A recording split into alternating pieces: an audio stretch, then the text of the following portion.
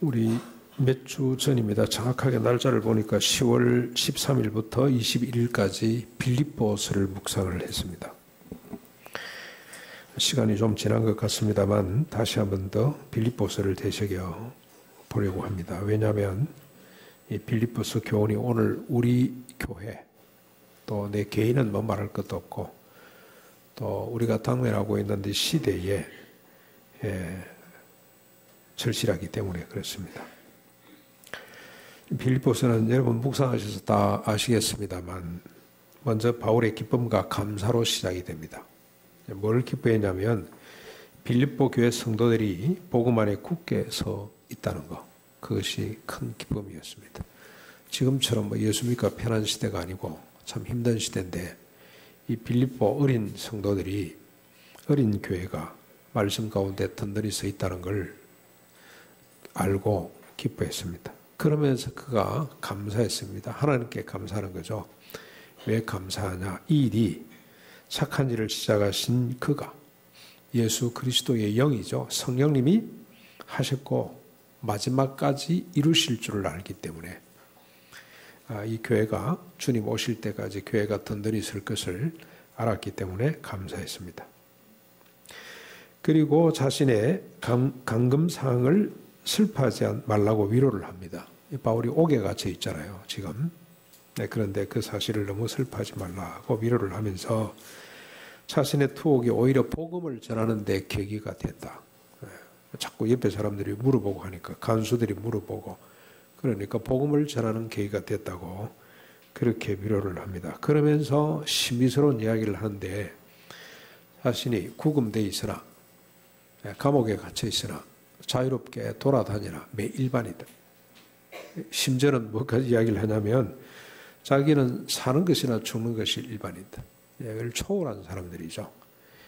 실제로 바울은 빌립보에 기도했더니 빌립보 감옥에 갇혀가지고 바로 이 교회입니다. 그렇죠? 이 교회 개척하러 가서 이 교회 복음을 전하고 개척할 때 그때 미움을 받고 감옥에 갇혔는데 기도했더니 옥문이 열렸어요. 도망 안 가고 앉아 있습니다. 그래서 죽으려고 했던 간수를 살려내는 사건, 그 가정을 구원하는 일이 있었습니다. 옥 안에 있으나 밖에 있으나 일반이죠. 살았으나 죽었으나 일반입니다. 바울이 가지고 있는 신비로운 믿음의 모습이기도 합니다. 그래서 위로하죠. 위로합니다. 그러면서 이제 바울은 빌립보 교인들에게 권면합니다. 이렇게 감사하고 위로하고 난 뒤에 이제 본론이죠. 권면입니다. 권면. 그 권면의 내용은 이렇습니다. 오직 복음에 합당하게 생활함으로 온전한 구원에 이르라고 권면합니다. 그게 1장 27절 이후로 쭉 마지막 절까지 계속됩니다. 근데 복음에 합당한 삶을 살기 위해서는 하나님이 은혜로 주신 믿음이 필요하지만 또 하나 더 첨가되어야 될 것이 있습니다. 고난을 받는 겁니다. 이것도 신비스러운 이야기입니다. 고난을 받아라. 은혜와 함께 고난받는 사람이 되라. 이 고난을 받는다는 의미는 오늘 조금 생략하고 다음에 기회가 있으면 한번 우리가 살펴보기로 하고, 오늘은 복음에 합당한 삶을 살아라. 여기에 초점을 좀 맞춰보겠습니다.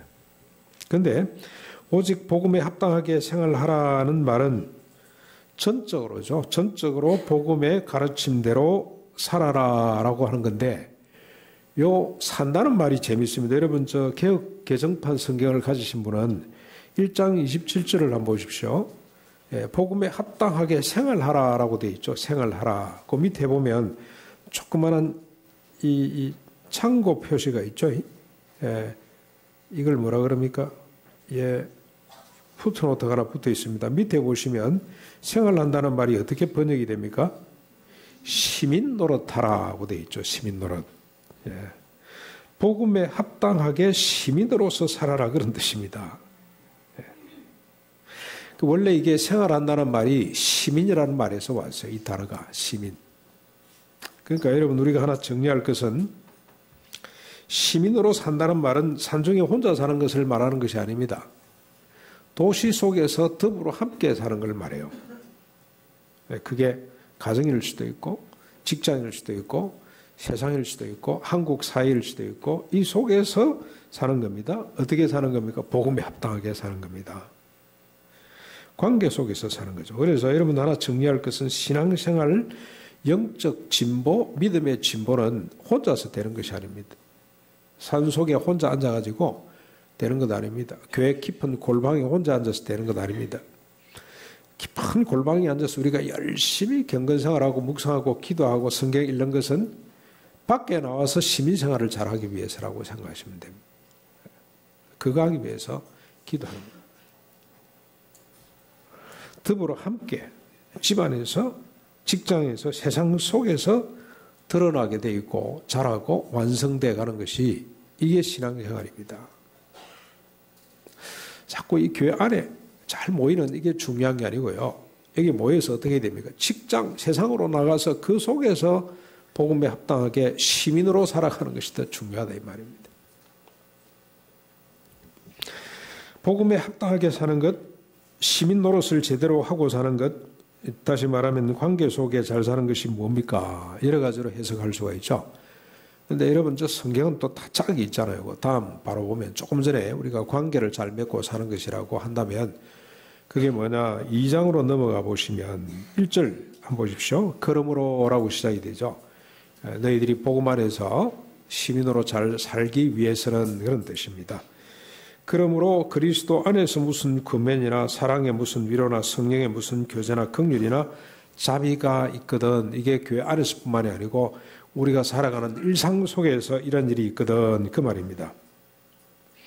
그리스도 안에서 권면하는 일, 사랑하고 위로하는 일, 성령 안에서 교제하는 일, 긍휼이나 자비를 베푸는 일은 영적이고 선한 일들이죠. 우리가 늘 그렇게 생각을 합니다. 그렇죠? 아주 귀한 일들이고 선한 일들이고 이게 바로 복음에 합당하게 시민으로 사는 삶의 모습인데 그냥 하면 되는 거 아니냐 이런 생각이 드시죠. 아이 귀하고 선한 일을 그냥 뭐 실천하면 되는 거 아니냐라고 생각을 합니다. 그러나 원칙과 질서가 있습니다. 우리가 따라야 될 원칙과 질서가 있습니다. 그 원칙과 질서를 따르지 아니하면 이런 일로 인해서 더 큰 고통과 시험을 받을 수 있다는 뜻입니다. 이런 일들을 조금 전에 나이란 이런 일들을 전혀 다른 목적과 동기에서 할 수가 있다는 뜻입니다. 그 원칙과 질서가 뭐냐 이게 중요한데 여러분은 2절부터 4절까지 한번 보십시오. 먼저 2절을 보시면 어떤 원칙이 필요합니까? 마음을 같이 하여 같은 사랑을 가지고 뜻을 합하며 한 마음을 품어야 됩니다. 서로 마음을 같이 하여 같은 사랑을 가져야 됩니다. 서로 뜻을 합하며 한 마음을 품어야 됩니다. 다시 말하면 서로 한 사랑, 한 마음을 가지고 해야 됩니다. 이거 안 가지고도 얼마든지 할 수가 있습니다. 그렇죠? 그건 진정한 교제나 긍휼이나 자비라고 할 수가 없습니다. 그 뒤에 이유를 밝힙니다. 그리스도 안에서 사랑으로 권면하고 위로하고 교제하고 긍휼과 자비를 베푸는 일에 무슨 마음을 하나로 묶을 필요가 있냐, 그 탐 하나 되고 하는 거 아니냐라고 생각을 할 수가 있는데요. 전혀 그렇지 않다는 사실을 다음에서 밝히고 있습니다. 이렇게 서로 마음이 하나 되고 같은 사랑을 품어야 될 필요가 무엇인지를 다음이 밝히고 있습니다.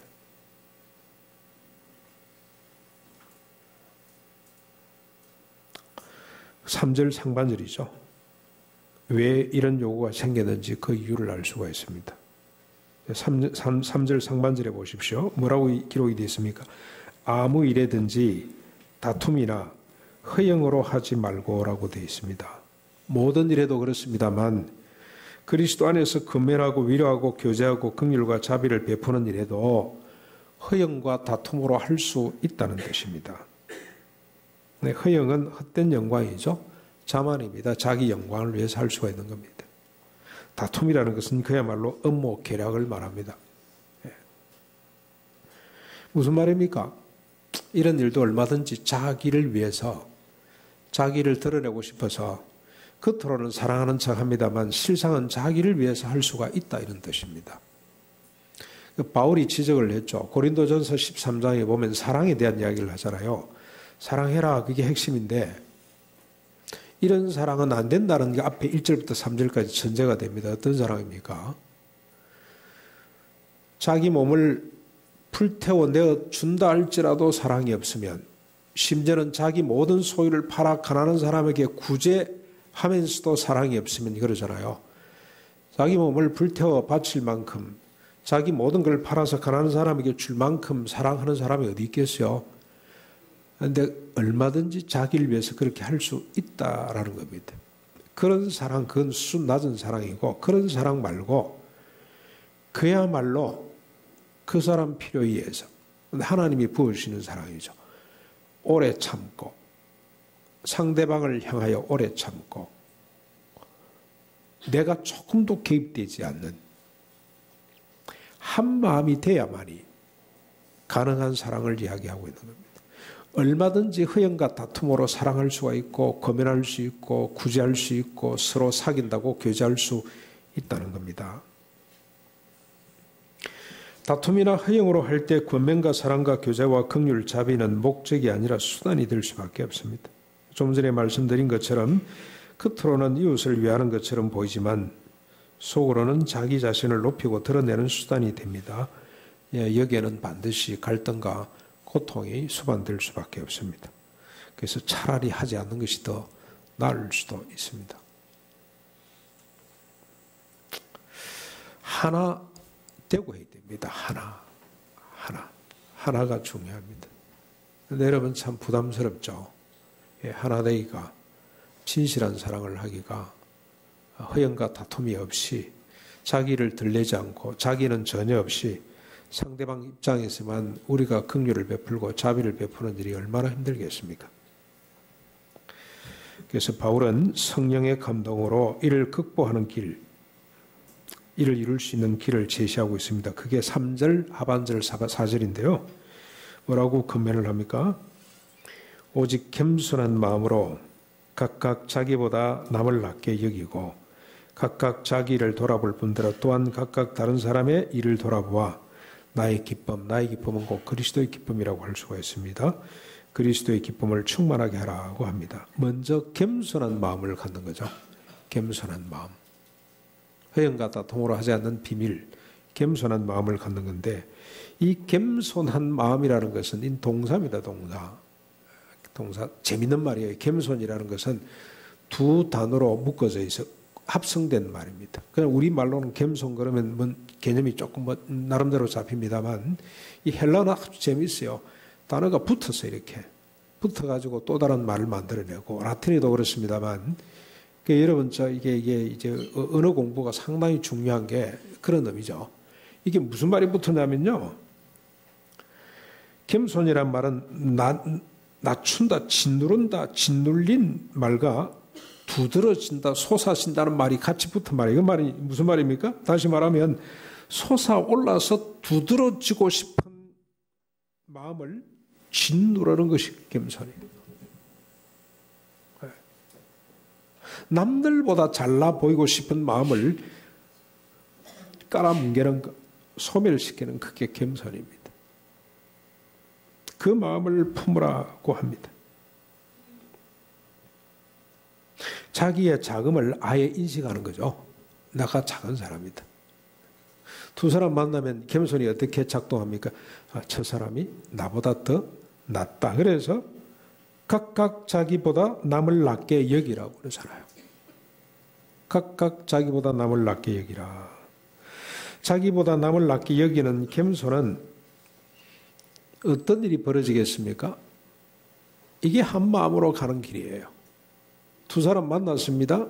그 사람이 나보다 낫다고 생각하고 내가 더 낮추면, 내 걸 허물면 그 사람이 나한테로 들어오게 돼 있습니다.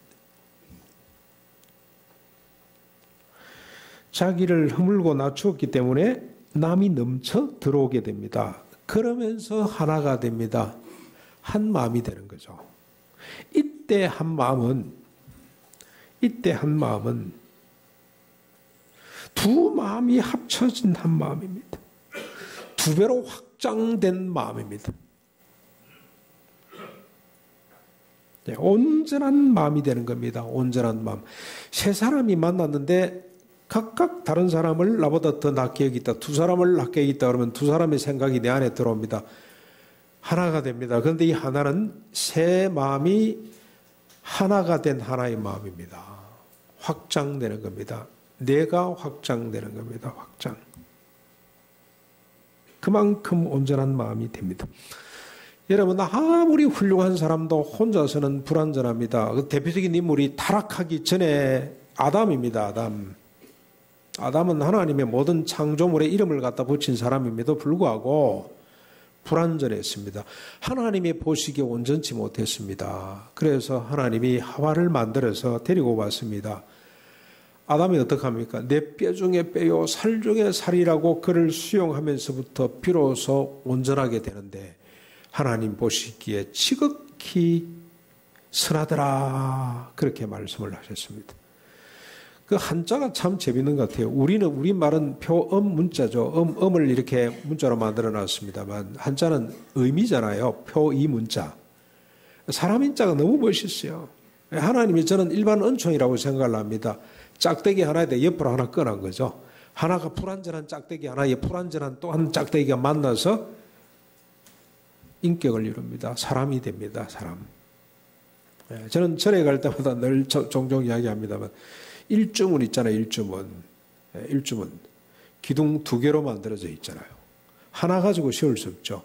하나만 더 있으면 뭐가 됩니까? 이게 300년, 400년, 500년 가는 문이 돼요. 문이. 아무리 태풍이 몰아쳐도 넘어지지 않는 문이 됩니다.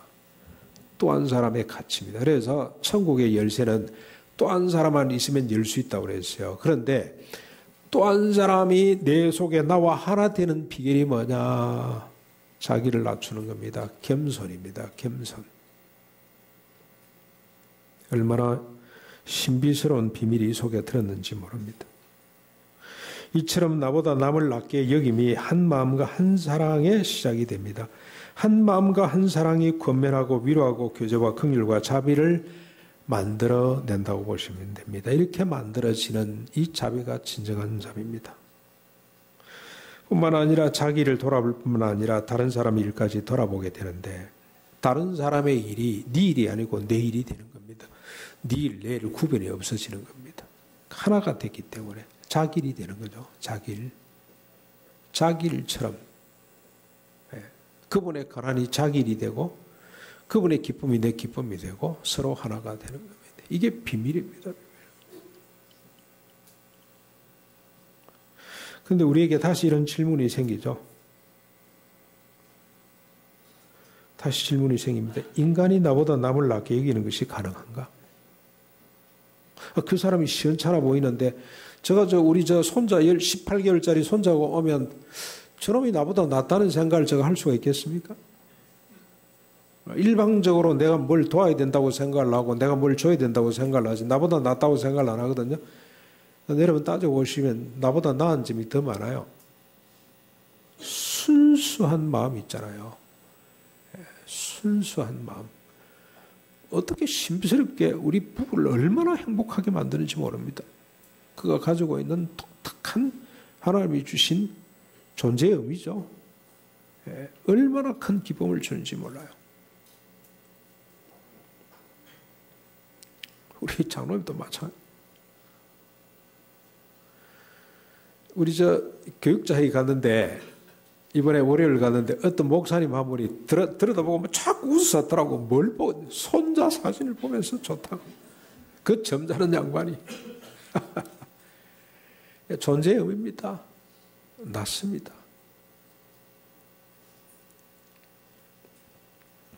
여기서 남이라는 것은 모든 타자를 말합니다. 남녀노소 빈부귀천을 떠나서 내 앞에 서 있는 모든 타자를 나보다 더 낫게 여기라는 겁니다. 이게 가능한가 하는 거죠. 예수님을 3년 동안 따라다녔던 제자들도 누가 크냐 누가 오른쪽 왼쪽 앉을 것이냐라고 얼굴을 붉히면서 다투었는데 바울이 이거 인간을 모르고 한 이야기인가? 아니면 그냥 해본 말인가? 그런 생각이 듭니다. 그런데 여러분 아시다시피 바울은 절대 헛되게 말하는 사람이 아니죠. 진실과 진리가 아닌 이상 말하지 않습니다. 바울만 그런 게 아니고 하나님의 종들의 특징입니다. 에스겔 봤고 여러분 여호수아 봤고 모세 봤죠. 여호수아가 자기 말하는 거 보셨습니까?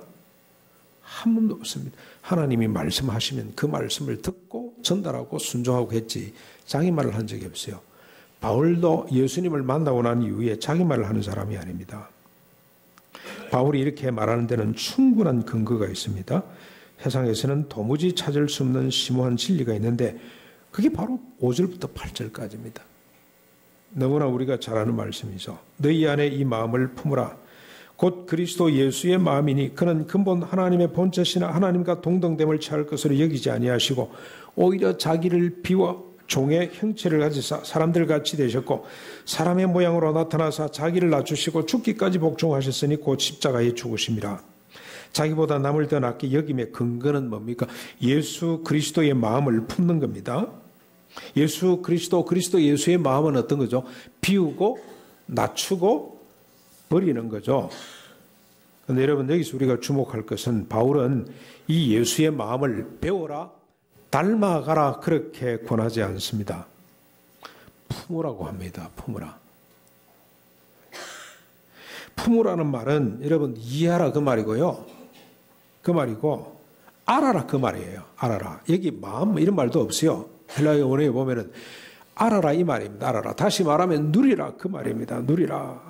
예수 그리스도에게 있는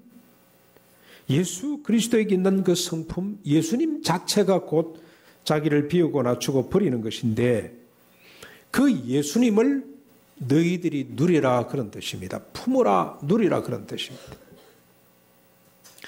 배우고 닮아서는 예수의 마음을 품을 수가 없습니다. 그럴 필요도 없고요. 그래봐야 아무 소용도 없습니다.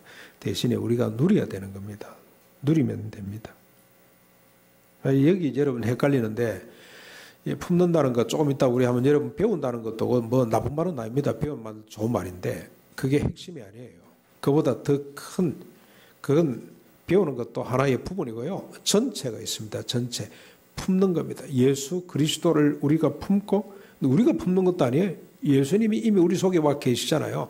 볼자다 누구든지 내 음성을 듣고 문을 열면 어떻게 하신다 그랬습니까? 내가 그에게로 들어가 그와 더불어 먹고 그는 나와 더불어 먹을 것이다. 그래서 그리스도가 내 안에 내가 그리스도 안에 연합과 일치가 일어나는 거예요. 그러니까 내 속에 이미 예수 그리스도가 먼저 오셨어요. 먼저.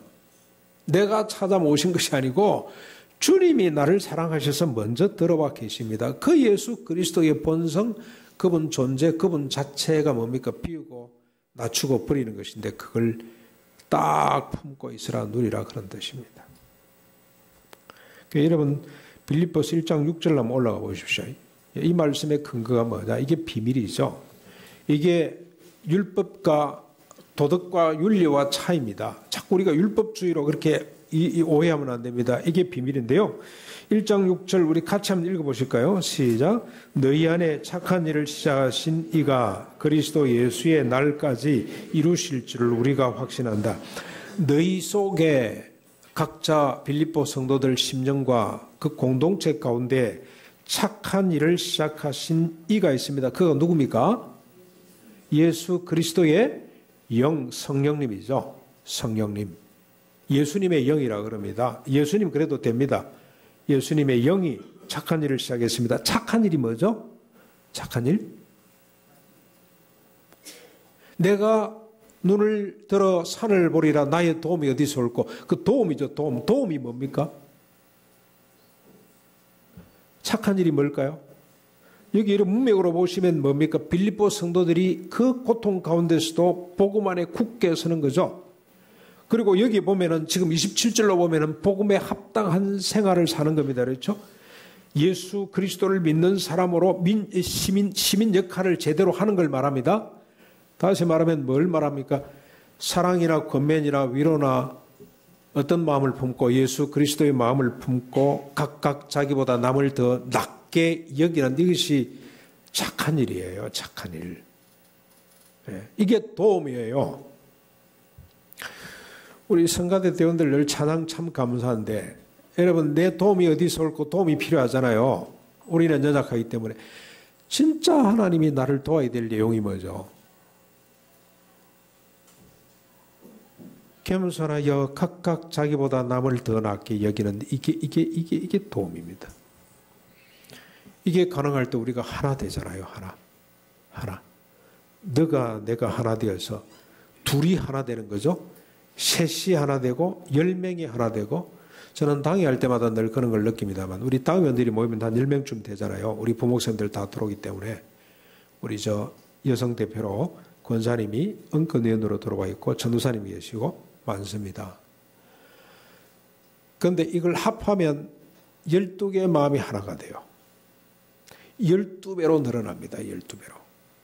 12배로 확장이 되죠. 나 개인이 12배로 확장이 되는 경험을 하게 됩니다. 이게 비밀입니다. 이게 하나님의 도우심입니다. 도우심. 이게 착한 일을 하시는데 누가 하시는 겁니까? 하나님의 영이 하신다는 거죠. 하나님의 영, 성령님이 하시는 겁니다. 언제까지 하십니까? 그리스도 예수의 날까지 하실 줄을 믿는다. 그리스도 예수의 날이 언제입니까? 종말이죠. 개인적인 종말, 내가 개인적으로 죽을 때까지. 그 죽으면 우리가 주님을 만나는 시간이니까. 그 다음에 주님이 재림하실 때까지, 그걸 우주적 종말이라고 그러죠. 그때까지 이 착한 일을 주님이 해 가신다는 뜻입니다. 또 하나 근거를 여러분 보실까요? 빌립보서 2장 13절을 한번 보십시오. 2장 13절 같이 읽겠습니다. 시작. 너희 안에서 행하시는 이는 하나님이시니 자기의 기쁘신 뜻을 위하여 너희에게 소원을 두고 행하게 하시느니라. 너희 안에서 행하시는 이는 뭘 행하시는 겁니까? 자기의 기쁘신 뜻이죠. 자기의 기쁘신 뜻이 뭡니까? 각각 자기보다 남을 낮게 여기고 각각 자기를 돌아볼 뿐더러 다른 사람의 일을 돌아보는, 그래서 주님을 기쁘시게 하는 일이죠. 그 기쁘신 일을 어떻게 하십니까? 하나님이 행하게 하십니다. 그런데 이 기쁘신 뜻을 우리에게 소원으로 주세요. 소원으로. 우리 소원으로 주신다 이 말이죠. 이 소원이 주님을 배우고 싶고 닮아가고 싶어 하는 그런 의지로도 작동이 돼요. 하나님이 주시는 겁니다.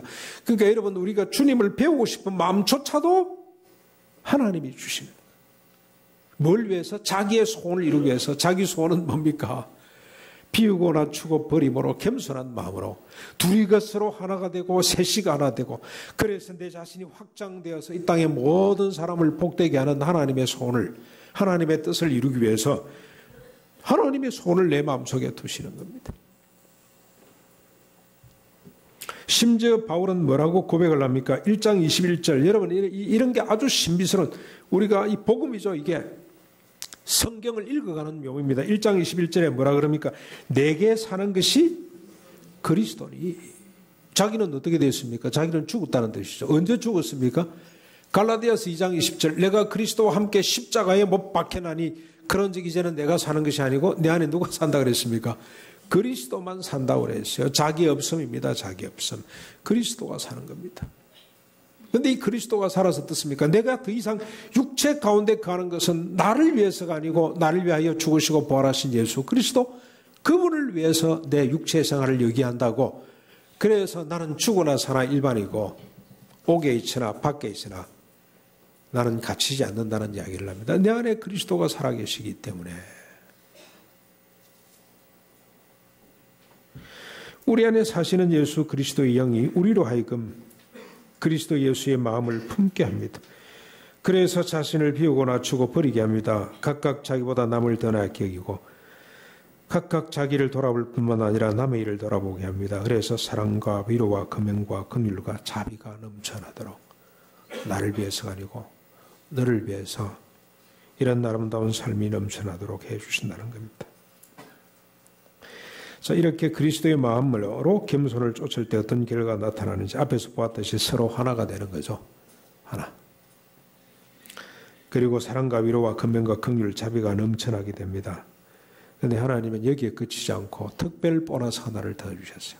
우리 예수님 예를 들어서 설명을 합니다. 9절부터 11절까지 보시면, 이러므로 하나님이 그를 지극히 높여 모든 이름 위에 뛰어난 이름을 주사 하늘에 있는 자들과 땅에 있는 자들과 땅 아래 있는 자들, 하늘, 땅 아래 있는 자들, 이미 죽어서 천국 간 사람들, 그 다음에 지금 땅에 살아있는 사람들, 그 다음에 앞으로 죽어서 지옥 간 사람들까지 전부 다 포함시켜가지고, 여기는 뭐 지옥이 아니고 땅 속에 육신이 묻혀있기 때문에 땅 속에 있는 사람들 모든 이름 위에 뛰어난 이름을 주사, 모든 무릎을 예수의 이름에 꿇게 하시고 모든 입으로 예수 그리스도를 주라 시인하여 하나님 아버지께 영광을 돌리게 된다는 것입니다. 모든 이름 위에 뛰어난 이름을 주시는 것은 참된 권위죠. 참된 영광. 모든 사람들로부터 존경과 우러름을 받는 영광을 주시겠다고 주님이 약속을 했습니다. 종국에는 그 사람으로 말미암아 그리스도가 주라고 고백되고 하나님께 영광을 돌리는 일이 나타나게 됩니다. 그런데 여러분, 이게 재밌는 것은 종말에 이루어집니다. 개인적인 종말, 다시 말하면 그 사람이 죽고 난 뒤에 주어집니다. 예수님이 죽고 난 뒤에 그 영광이 주어지는 것처럼 살아생전에는 기대하면 안 됩니다. 살아생전에 기대하면 이게 또 교만이 될 수가 있습니다. 그래서 하나님은 죽고 난 뒤에 주님이 새하늘과 새 땅을 시작하실 때 그때 영광을 주십니다. 대가가 없거나 바라지 않는 사랑과 긍휼, 자비가 이게 진정한 사랑이죠. 이웃을 살리는, 이웃을 위한. 그래서 소멸되고 난 뒤에, 자신이 소멸되고 난 뒤에 하나님께서 회복해 주시는 영광입니다. 성도 여러분, 이제 우리 말씀을 쫓아서 예수의 마음을 품읍시다. 그래서 나를 비우고 낮추고 버리십시다. 모든 사람을 나보다 더 낮게 여기십시다. 그래서 자신의 생각과 존재를 허물어 드립시다. 그래서 서로 더 큰 나로 나아갈 수 있기를 바랍니다. 너가 박해라 그러지 마시고 네가 허물어라 그러면 안 됩니다. 내가 허물어서야 됩니다. 절대로 네가 허물어 그런 세상 방식입니다. 네가 허물면 나도 허물게, 그거 아닙니다. 무조건 나를 허물어야 됩니다.